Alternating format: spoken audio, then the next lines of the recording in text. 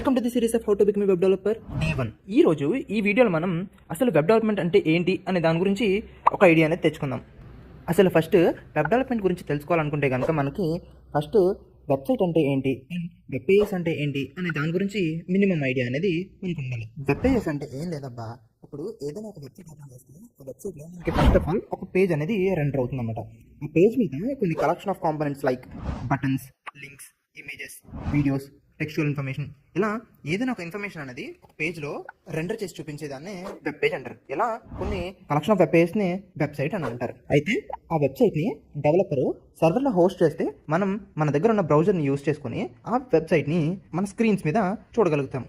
ఇలా డెవలప్ చేసి and next maintenance చేసే ప్రాసెస్ని వెబ్ డెవలప్మెంట్ అంటారు. వెబ్ డెవలప్మెంట్ అనేది మెయిన్లీ 2 పార్ట్స్ కింద డివైడ్ అయి ఉంటుంది, front end and back end. వీటి గురించి నెక్స్ట్ వీడియోలో చూద్దాం. సిరీస్ అనేది మిస్ అవ్వకుండా ఉండాలంటే వెంటనే పేజ్ని ఫాలో చేసుకోండి.